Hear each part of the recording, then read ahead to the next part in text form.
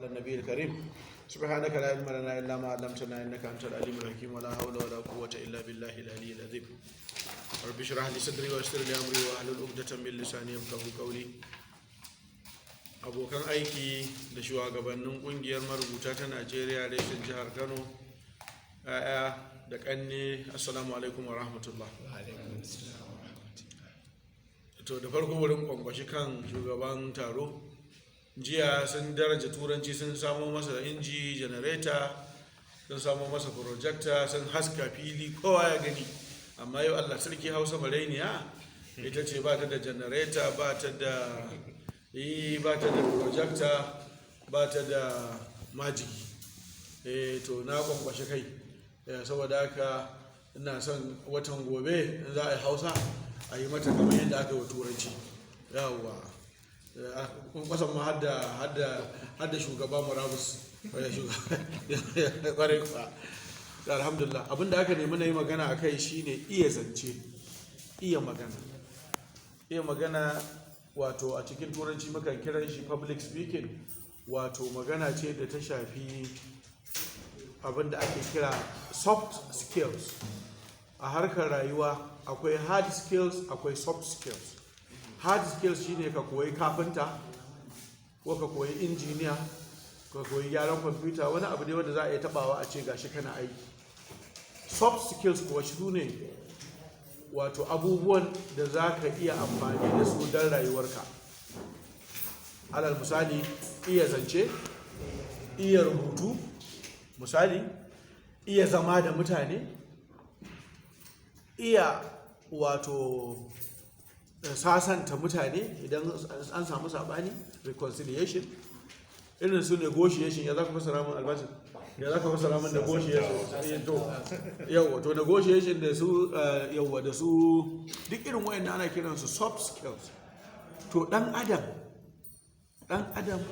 Allah ya fifita shi akan dabbobi da aljanu da mala'iku saboda waɗannan soft skills ɗin da ya bashi, saboda zai zauna ya yi tunani da sauransu. Kowace dabba tana zikiri ga Ubangiji, tana tunani gwargwadon iranata, amma ɗan adam shine zai iya waɗannan abubuwa da na lissafa na soft skills. So yanzu a wannan zamanin in aka je maka interview a za a ɗauke ka aiki, an daina kallon CV yanzu. In dai kace kana digiri sun yadda ba musu suke ba, amma na farko ran da ka zo interview din nan wace irin shiga ka yi. Kafin na manta dai zan yi magana ta rabin awa insha Allah, in ba da minti 15 in akwai masu tambaya 12 da rabin Allah da zan fita, ina da uzuri. Yawwa saboda haka sai kana shigarka a turanci muna cewa a public relations muna cewa appearance is a good letter of introduction. Kamanninka su ne wasiƙar farko da za ka gabatar da kanka. Alal misali in MTN za su ɗauki mutane aiki, yadda suke yi shine da shigarka, da yadda kake magana a wajen interview ɗin, da yadda ka zauna. Ba ruwansu da CV ɗinka in ka ci wayannan. In dai ka ci wayannan cewar ka iya magana, ka iya gabatar da kanka, ka iya abin da suke kira negotiation. Don a ƙarshen interview akan tambaye ka, to nawa kake tsammani za mu baka albashi, nawa kake so a baka. So shi ma skill ne. Ka san wanda bai iya ba, mu nan Allah sarki sai ka ce a duk abin da kuka bayar yayi, to wannan ma kasawa ce su a wajen su. Kaga kai dan girki ko? A to ai su wallahi ba girki bane. Ai ka ce to a bani 100,000 irin sabon shiga din nan, kai ka san 50 ya kamata a baka, a bani 100,000 sai kai 100,000 kai sai ka samu 70. To haka ake yi, ba a wasa da irin wayannan skills din a wannan zamanin. To agenda din mu ta yau, me yasa mutane suke tsoron iya zance? Shi public speaking wato magana cikin jama'a. Public speaking magana cikin jama'a baiwa ce. Mutane suna ganin kamar baiwa ce ta gift wanda aka haife shi da shi, an haife shi da shi, wanda kuma yake nema zama zai sha wahala kafin ya zama. Kullum muna tunanin dan masanin Kano, Allah ya masa rahama, wannan dan baiwa ne gaskiya.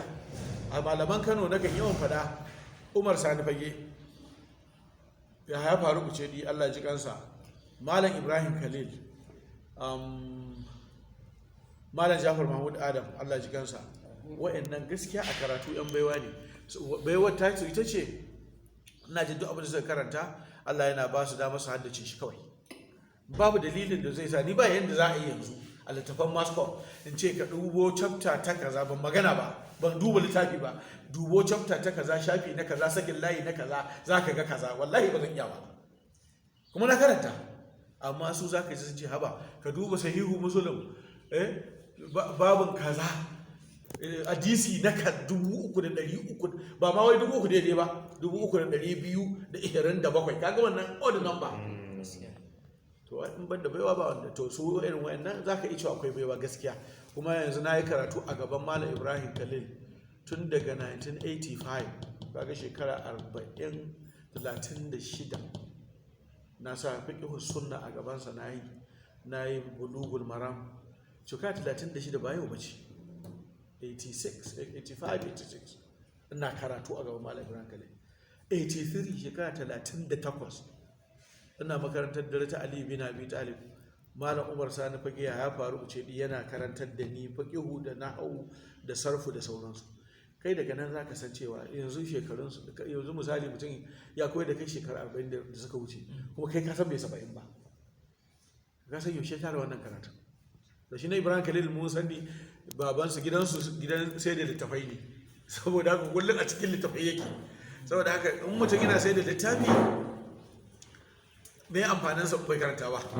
To akwai yan baiwa, amma kuma muna tunanin irin su Barack Obama sun iya magana a cikin jama'a da sauransu. To wannan yan baiwa kenan. To amma sauran mutane ba za ka iya koya? To shine abin da muka zo mu yi a yau. Koya wato ya za ka yi ka koyi shi wannan iya magana a cikin jama'a, wato public speaking. So me yasa ake tsoronsa? Menene yake jawo mutane su rika wato shayi na tsayawa gaban jama'a su yi wannan zance? So na tura wa su da turanci ne abin yake, amma insha Allah na san za su ba ku kwafe in Allah ya yarda. So wannan zance nawa zai magana ne akan dabaru na iya magana, dabaru na wato ka saka jama'ar da suke sauraronka su fahimce ka, da dabaru na yadda za ka yi maganin mai anxiety. Allah ta bike da almajirai na wajen tsoro yawwa. To kaga sun bani kudin mai kai kuma sai a baka da kudin fasara, sadakan fasara, dan da yau ba laraba ba ce. Muna marhabin ga shugabanmu, malaminmu kuma limaminmu, malam Khalid. Alaga ta malam. Yawancin mutane an yi sansan, wato kidaya ko kuma public opinion poll, jin ra'ayin jama'a. Aka ce me mutane suke tsoro ne? Wasu sai su ce kadangare, kowa ya san mata ɓasa san kadangare. Wasu gizo-gizo, wasu kyankyaso a dabbobi kenan. Jarumi a cikin mu yadda ce zaki da kura, nan kyankyaso da waye wannan take zaki ga wuce ko? Na san ma wanda suka yi rough life lokacin muna yara, kadangare cin sama muke. Wanda ya ce ga dala kudanci ka cika dangare yauwa magar yauwa jangwala gwada rabi gina ji, wallahi ya samari sai cika dangare mamaki. To kowa da abin da yake tsoro, amma da aka yi wato jin ra'ayin jama'a a America, kowa ya faɗi guda 3 da yake tsoro, sai aka tarar cewa yin magana a cikin jama'a shine number 1.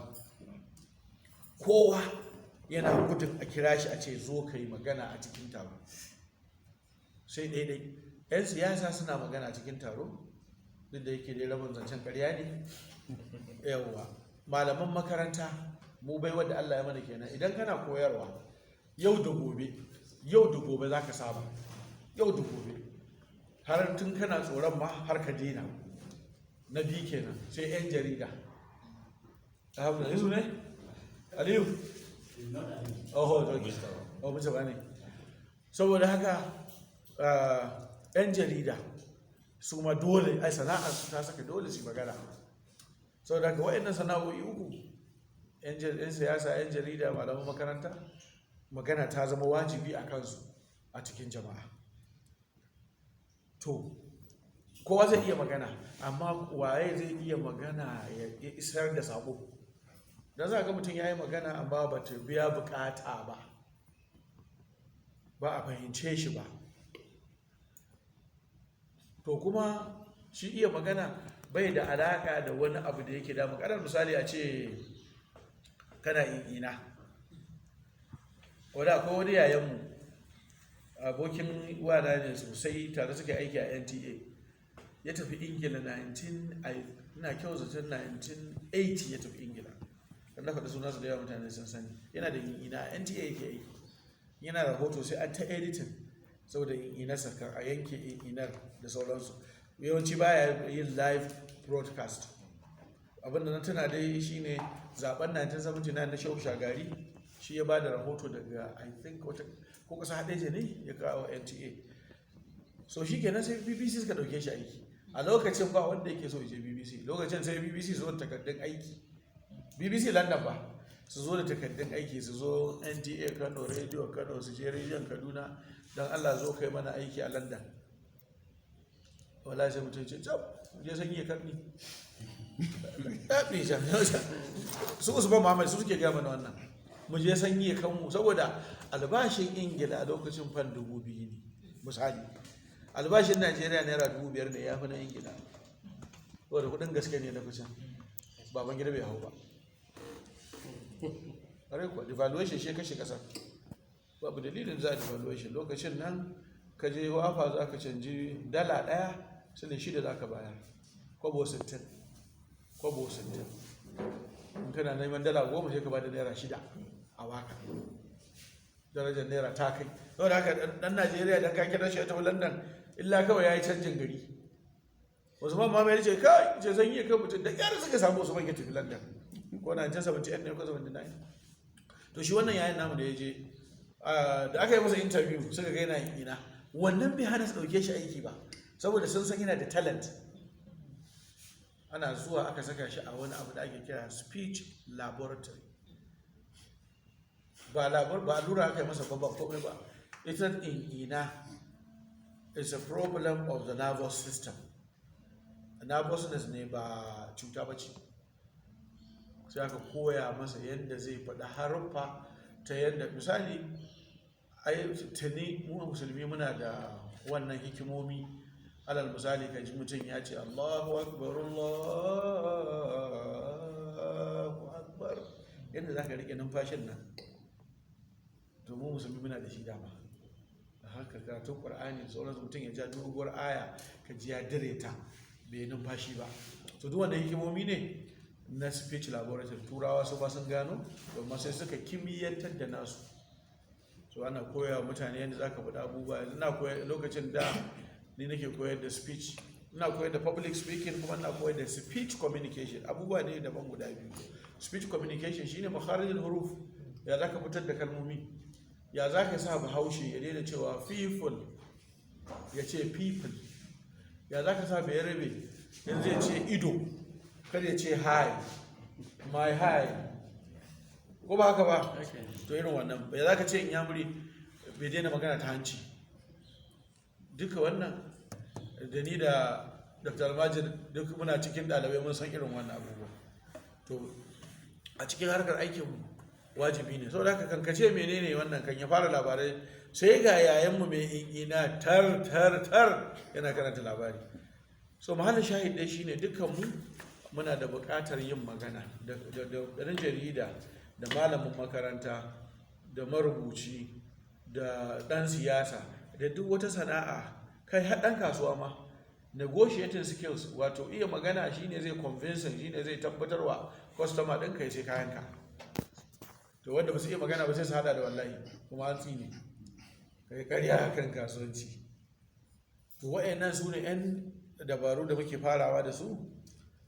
To me yasa mutane suke fargaba sosai idan aka ce zo ka yi zance?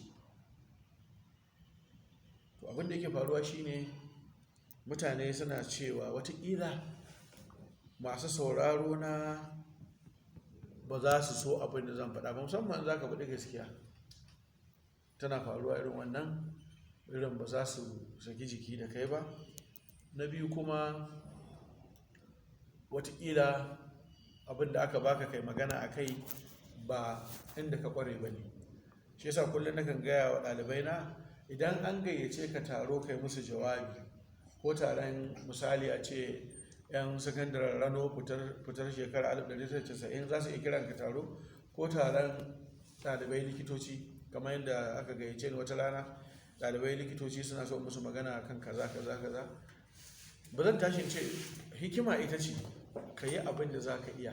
Kar ka tashi ka ce to kun san ni ba likita ba ne, ba ruwanka da wannan, ai sun sani sai ka kira ka, sun sani sai ka yan dabaranka. Kar ka ce kuma to ni wallahi an gayyatar ba ta zo mun ba sai jiya da daddare, saboda haka baka shirya ba. In baka shirya ba kar ka karba, amma in dai ka je gaban su ka yi kaman ka shirya. Sun zo saurare ka ne, kuma yabawa da kai yasa suka zo. To akwai wannan tsoron cewa za ka yi magana akan abin da ba wato fannin ka ba, ko za ka yi magana an kira ka wani ne ya kamata ya zo sai bai zo ba, sai aka nemi alfarmar ka zo ka cike gurbi. To kar ka faɗa mutane wannan dan Allah cewa ai ni kira na aka yi cike gurbi, wani ne ya kamata ya zo. Kasawa ce, ka zo ka yi abin da za ka iya yi. To wannan ma yana daga cikin abin da yake sa mutane ba sa sakin jiki. Kar kuma wani kuma yana tunanin kai ai duk zancen da zan yi ba zan iya magana kamar wane ba. To abin da ake faɗa shine kar ka ce zo da sai ka yi kitson wanci in ka san baka da gashin wanci. Wajibi ne ka zama mutumin kanka, kai ɗin ka yi magana yadda take za ka iya iyawarka.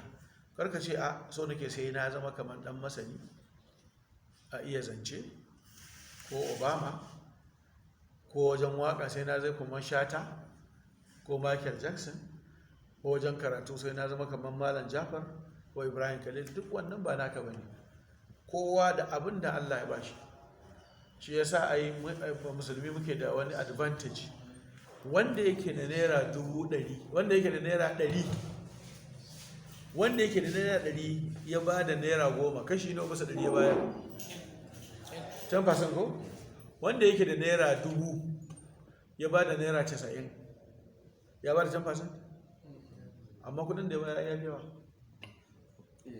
ko ba haka ba? Kudi quantum ya fi yawa, amma ladan bai gina wancan mai 10 ba, saboda ciwon ya fi yawa, ciwon fitar naira 10 can ya fi yawa. Shi ne liyun fik zu sa'atin min sa'atin, kowa ya bada abin da zai iya.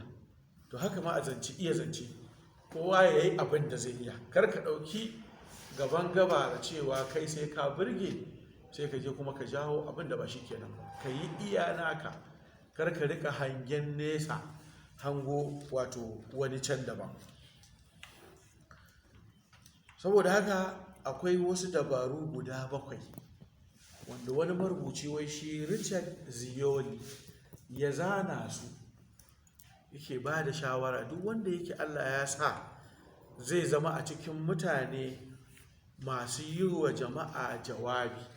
Ɗan jarida ne kai, malamin makaranta ne kai, mai yawon ba da lacca ne. Kun san yanzu an fito da sabuwar sana'a wanda ake kira public speaker. Kai ba ka da aiki sai dai a kira ka taro ka ba da jawabi. Haka suka mai da muni da Tijjani da sa Almajin, yana wani taro haka sai a ce yau akwai zaƙin murya a kira shi. To mu da yake an raina mana kura Kano, sai a baka 5,000 ko 5,000 dama sadaka kai, yau sadaka kyauta yauwa. To dama mu alhamdulillah, to irin na ana dama kyauta za mu yi insha Allah yauwa. Amma inda misali UNICEF ce take taro, UNICEF ko WHO ko waye, kamar da Tijjani faɗa muku, kuɗi ne tsaba ba ka zo ka yi zance gaban jama'a. Muna yin abun da muke kira a aikin jarida, wato za ka yi educating, ka ilmantar da mutane, za ka yi enlightening, ka wayar da kan mutane, za ka yi entertaining, ka nishaɗantar da mutane. Domin wato mai magana cikin jama'a wanda ya fi birgewa shine wanda zai ba da sha'awa a dara, a yi jawabi mai gamsarwa, kuma a dara a ji daɗi, kuma ka fita ƙofar nan ka san ka ƙaru da wani abu. Shine hikimar. Ba za ka zama haka ba kuwa sai kana karatu kai kanka. Yawan karatunka yawan abin da za ka iya faɗa. In ba ka karatu, to abin nan wato ma'adininka ko kuma ma'ajiyarka ta fasaha da hikima ba ta da yawa. Amma in Allah ya sa ka yi karatu, ka karanci littattafai da yawa. Bari in ba ku misali, ba alfahari ba. Ina yaro, ina firamare, sunan makarantar mu Gandun Nasara Primary School, babu ita yanzu, inda aka yi House of Assembly din nan kusa da Kano Line. House of Assembly filin makarantar mu ne, a nan muka yi firamare. Wana shi wannan na NTA da nake faɗa makaranci ne, yana da littattafai har katuni na karantawa, comics ake cewa.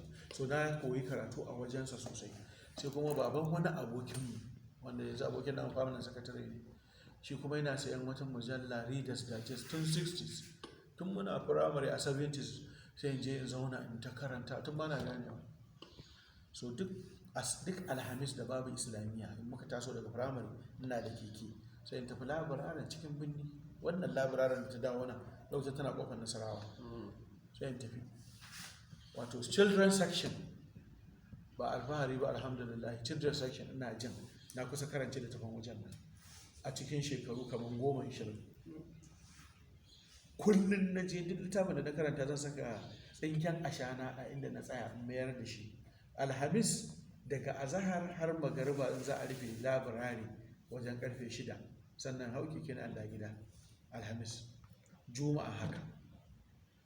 Asabar da lahadi da ake da islamiyya ba boko, tsakanin tashin islamiyya na 12 da komawa ta la'asar sai na je labirari da gyaɗe-gyaɗe. Akwai yanke da muke ta cikin gonaki inda aka yi BUK staff quarters, kundilan nan ta yan kifi, gonaki ne. Da na taso daga gidanmu sai na biyo daji, na biyo labi, na tsallako sai ta jikin inda aka yi gidan Murtala, lokacin ba a ma yi ba, akwai haure da nan muke shiga mu labirari. Kullum ina karatu. Ina nan da na yi tsawo, na kai aji 7. Wata rana ina shiga labirari sai na ga wani dan ajinmu dama fi ni tsawo, sai na gan shi a adult section bangaren manya, kuma wala dan ajinmu ne, sunansa Shehu Ahmad Shehu, dan Katsina ne. Sai zuciyata ta ce to kai ma ko kai ma za ka iya shiga bangaren, dan ina ganin jarida da magazines a wajen, amma na tsoron zauna. Ina zuwa sai wuce cin section lafiya lau. Ina kuma ina da littafin abin da katin aron labirari.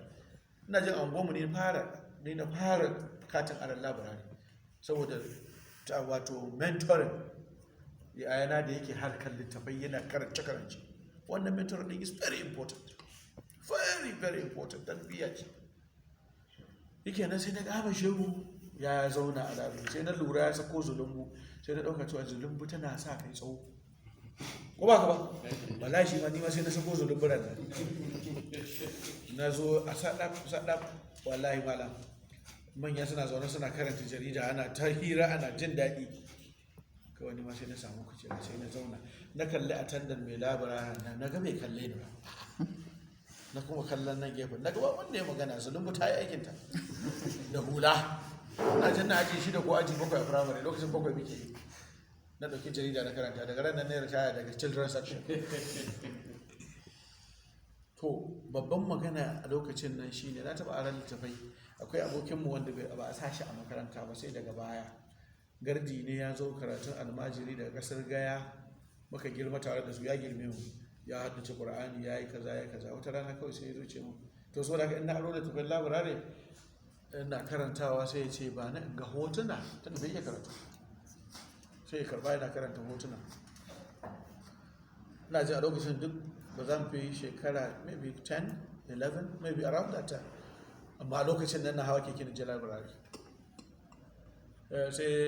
Sai ya rada tafin ya kalli hotuna. Wata rana sai nake karanta masa wani littafi, Japanese book ne, na wai har yanzu na tuno littafin nan, muna muku magana shekara 50 most likely ko 48 ko wani abu irin ko 71 ko 72. Littafi ne aka yi rubutu akan wai sirrin asirin rayuwa, I think sunansa kenan da turanci. Wata aljana irin wannan labaran da na Cinderella, wata mata ce wata yarinya ce ta wata aljana abin kirki, sai ta ce mata to ta mata alƙawari ba ta tsufa ba, ta hura ran ta tsiro ranta ta saka a cikin wani dan abu ta rufe, ta ce karki bude wannan. Shikenan duk kowa ya tsufa ya mutu, tana nan ita shine curiosity, tsaye gobe sai da suka buɗa.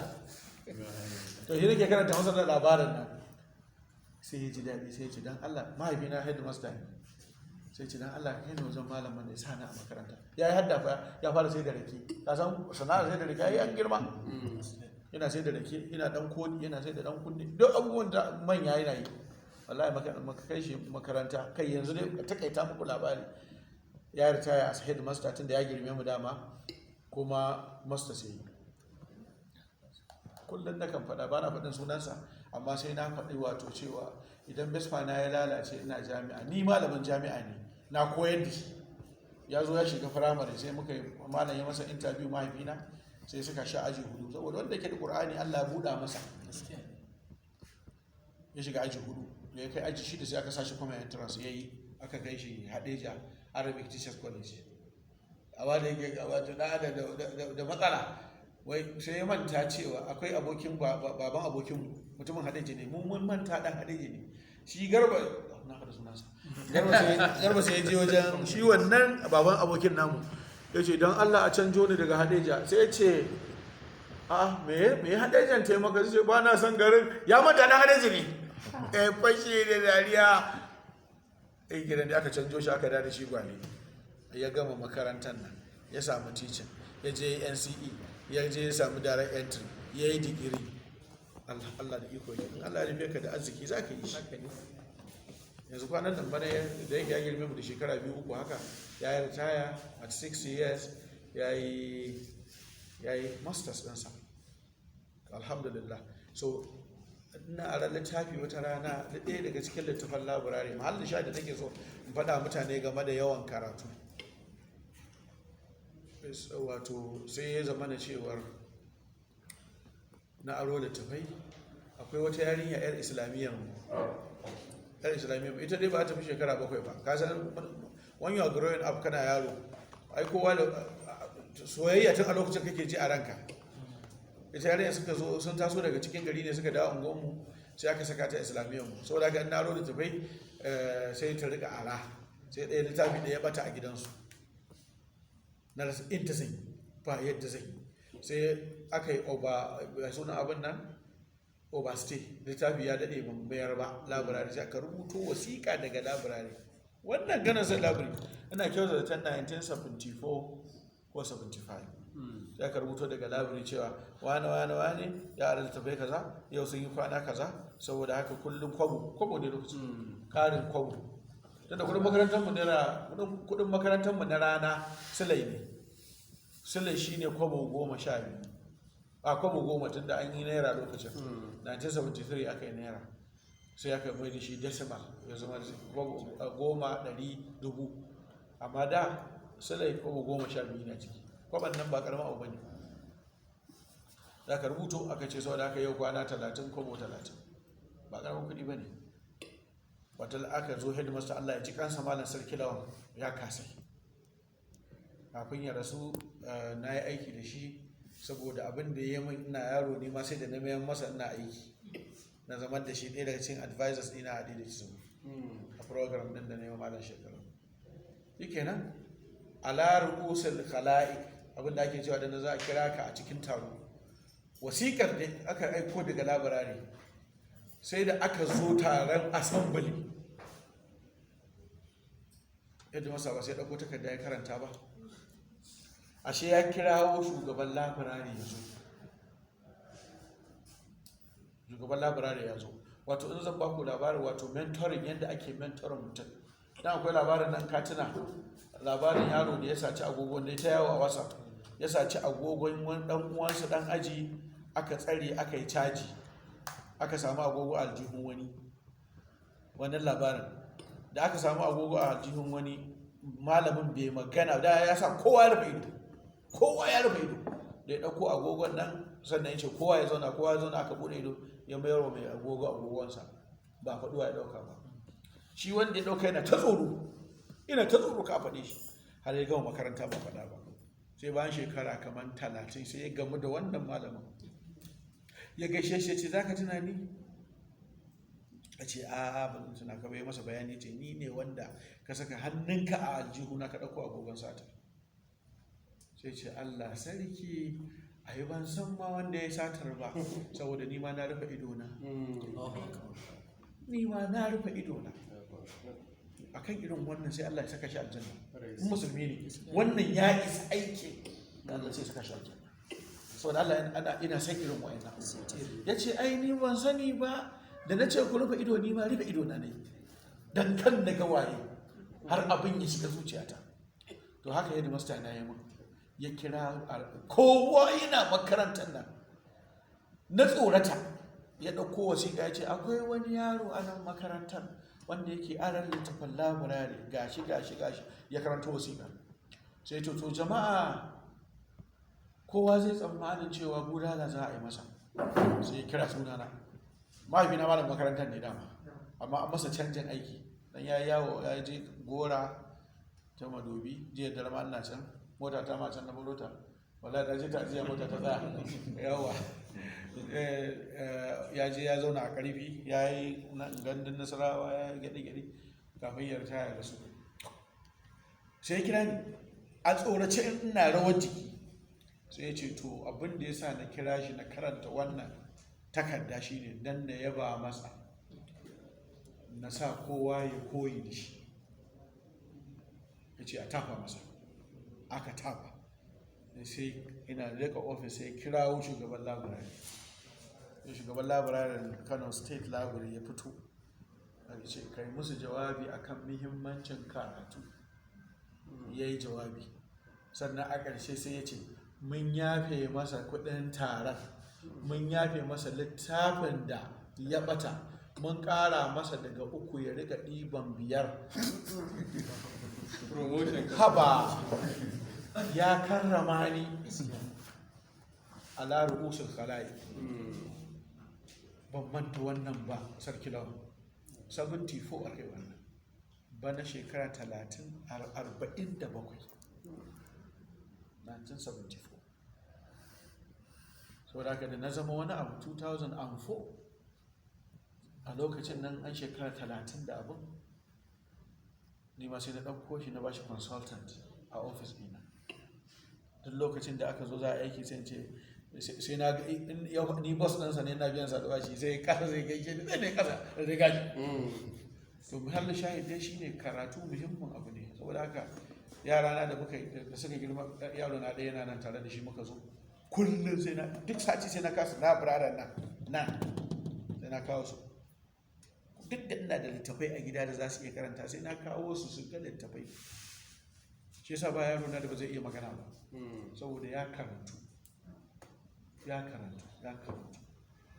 Kuma karatu ba wai kawai a area ɗin da kake karatu ba, kowace area. Da saboda haka Richard Zioli ya bada dabaru guda 7. Na ɗaya, perception. Karka ce za ka yi kitson wance ba kai da gashin wance, shine perception. PERCEPTION, perception. Karka sa rai cewar kai dole sai ka birge, ka yi abin da yake daidai da kai. Na biyu, perfection.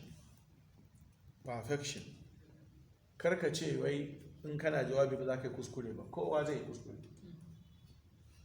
kuskure. Don ma misali, a mana misali da Annabi sallallahu alaihi wasallam, in an tuna, la yandiku anil hawa in huwa illa wahyu, da abin da ya faɗa gaskiya ne.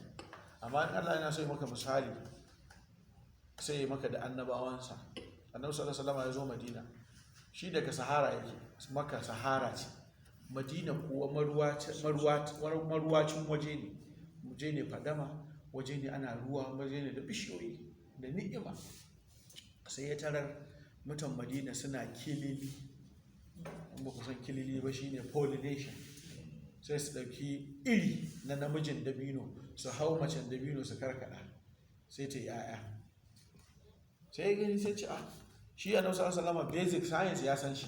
Pollination iska za ta iya yi, tsuntsu zai iya yi, ƙwaro zai iya yi. Sai to kuma duk me za a yi da hannu, tunda Allah ya yi nature, ya tsara, al'adar Allah ce cewa abin yayi wa kansa da kansa zai yi. Duk wani masara da kake shuka da kake gani kai baka sani ba, a cikin irin ka akwai mace akwai namiji. Namijin ba zai yi yaya ba, amma Allah zai yi ikonsa. Ƙwari da suke damun ka da iska da tsuntsu ya ciri wannan ya je jefa ana, ya ciri wannan ya je, haka Allah ya tsara duniya. Sai annabi sallallahu alaihi wasallam ya ce ai ko ba ku yi ba zai yi, saboda ya san basic science.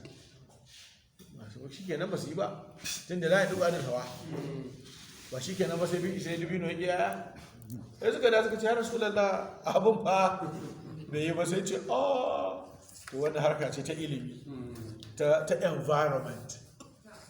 Don ba in abin ya yi, in ya tafi annabi sallallahu alaihi wasallam dan sunan abin nan miracle, mu'jizarsa zai iya yi dole ma.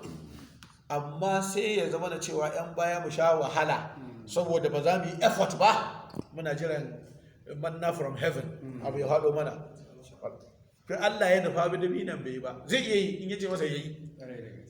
Sai annabi sallallahu alaihi wasallam ya ce ilimin ku ne, ku yi amfani da abun ku koma ku ci gaba. Saboda hikimar wannan ba karama abu bace. Sanin annabi sallallahu alaihi wasallam na yadda ba ni nawa, amma Allah ya sa ya koya mana wannan ba karama abu bane, ba karama abu bane.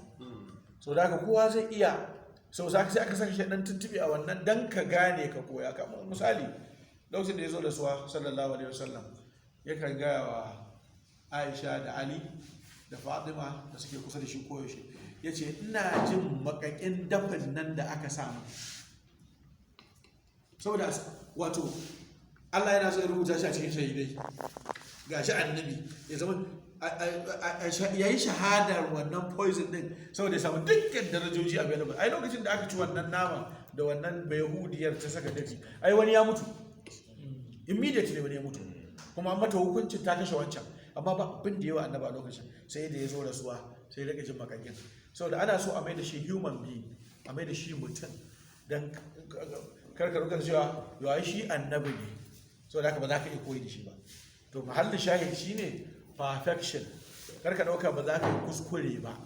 Annabin Allah ma ya yi wato ba kuskure ya ba, ya koyar da mu wasu abubuwa wanda environment da culture ne suke determinant, ba ilimi ba. Perfection kenan. Sai visualization. Visualization shine in dai za ka iya tunanin abu to insha Allah zai yi.